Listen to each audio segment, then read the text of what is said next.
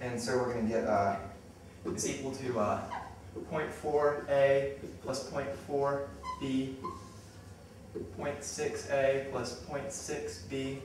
And if you're dealing with probabilities here, right, we're just going to go ahead and start doing probabilities because you can convert the probabilities back to the initial state or whatever, or to your actual whole numbers. Sorry, you're going to with 0.4 and 0.6. So there you go.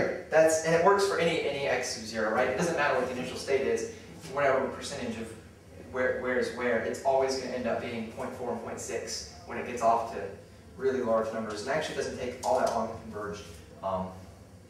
10, 15 iterations might be enough to actually get to that number, where it's like 0.4 and then a bunch of zeros and maybe 1 or something, but whatever, that doesn't really matter that much. So one other pretty relatively classic example of Markov chains going to be, it's kind of neat, similar to a random walk. Basically, you're going to have like a psychologist places a rat in a cage type thing, and there's 3 compartments in the cage. The rat, whenever the psychologist rings a bell, the rat randomly picks a room to run into, and you have 2 types of questions. And so basically, we'll say this is like our cage, right? And this is 1, this is the first room, second room, third room, doesn't really matter. But anyway, this is kind of what's going on. Say the rat starts out in 1, and there's 2 different probabilities for going into 2 and going into 3. And you can actually figure out, in the long run, what percentage of time the rat's going to spend in each area, if you know the probabilities of it going to each one. So let's just assume that our probability matrix for this one is going to be 0, right? Because if this represents the probabilities, this first row right here is going to represent the probabilities if the rat's in the first cage. Or this first column, sorry, is if the rat's in room 1, what's the probabilities of going to room 2 and then room 3? So you can't, if he has to change rooms, he can't stay in room 1, right? So it's 0. And then 1/3 chance that he's going to go to room 2, and 2/3 room 3, right? And then from room 2, you get 1/2, 0, and then another 1/2. All the columns have to add up to 1, right? So if you can't have incorrect probabilities, and then 2/5, 3/5, and 0. So if that's our initial probability vector, right? And so our initial state vector, x sub 0, there's only 1 rat. There's not like 50 rats or something. So, and you know he starts in room 1, so it's just 1, 0, 0 is your initial state, because he's in room 1, and then he's not in the other 2 rooms, obviously. So the 2 different types of questions you can ask with this are, hey, what's the probability of the rat being in this room after 2 rings of the bell or 3 rings of the bell? And then the other one is going to be in the long run, what proportion of the time is the rat going to spend in each room? So, let's see.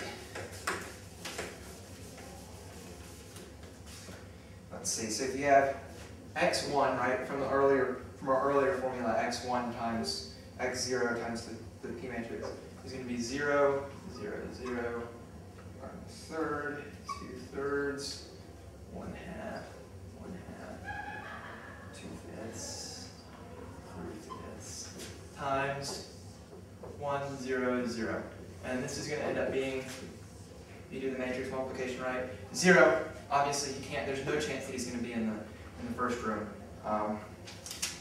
0, 1/3 chance that he's going to end up in room 2, and 2/3 chance that he's going to end up in room 3. So this is just roughly, 0, 33%, and 66%. Anyway, so there's your percentages, right? And then next time you just do x2 is going to be the same thing. I won't redraw the whole matrix or anything, but you get the idea. You're going to take this matrix here, or this matrix, and multiply it by the probability matrix now, because these are the chances that he's going to be in the other rooms. And you end up with, it'll get kind of messy here, 13 over 30, 2/5, and 1/6 are the probabilities that he's going to end up in the first room, second room, and third room for the second time he rings the bell. And then for the third one, you're just going to do the same thing, right? You take this vector right here and multiply it by your probability matrix again to get x3, and you're going to end up with like 4 over 15, 11 over 45, really hideous number, 22 over 45. Anyway, so that's going to be like through 3, and you can keep doing this for however many times you want to. And actually, you can diagonalize the matrix, and instead of taking the limit, you just plug in a number, like 4 or 5 or whatever, for what we did earlier with you have the P, the probability matrix times, or D, sorry, it's not P. So you have your diagonalized matrix times Q inverse, right? And so if you want to know like the 10th step, you just multiply this times 10, and it's really easy because the matrix has just the diagonal on all zeros over ounce, right? So whenever you raise it to the kth power, you just raise each individual thing, and that's going to give you the factor of the power of the matrix there. Anyway, so another way you can find the steady state, and it doesn't work for finding each individual, like, you know, after 10 steps or whatever what it is. So that's why the whole diagonalization thing is a better idea. But if you just want to find the steady state, you can do Px is going to equal the identity matrix times x, right? It's got so you can just convert this to I minus P x equals 0. And from this point, you have like a homogeneous system of equations with your coefficient matrix I minus P, right? Right here. So what you can do with that, so I minus P is going to be in the null space of the matrix. Is going to be in null space. So if you calculate the null space for this, I minus P is going to give you a bunch of 1s, right, on the diagonal. And then just, positive 1s. My bad. And then all the probabilities here, they're not probabilities anymore, right? But they're going to be negative. Negative 1/3, negative 2 divided by 3, negative 1 over 2, negative 1/2, negative 2/5, negative 3/5, right? And we're not augmenting the matrix here, right? Find the null space. 0, 0, 0.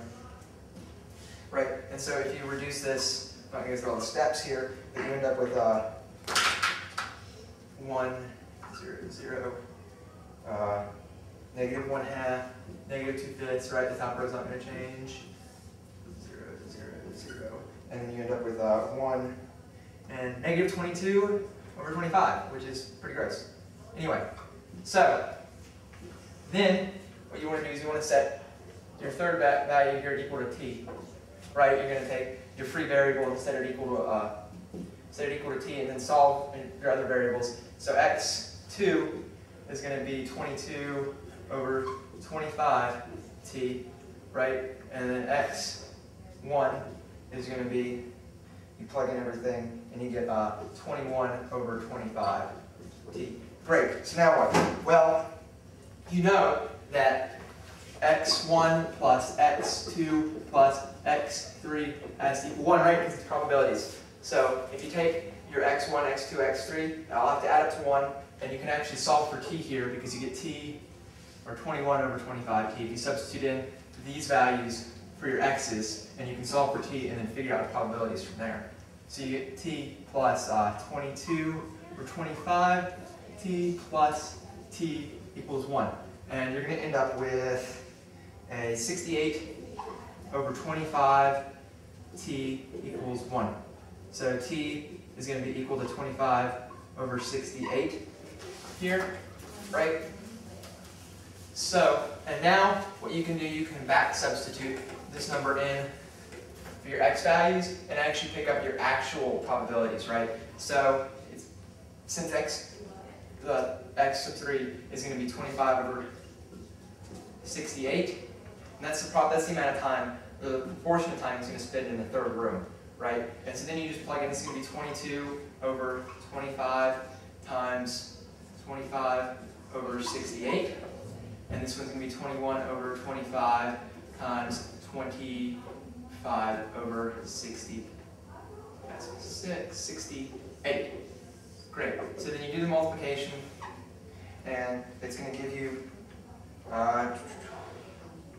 21 over 68, 11 over 34, and 21 over 68. 25 up here, I'm sorry. 25 over 68. Great. So basically, that's the proportion of each thing in the room, and that's about it for Markov things.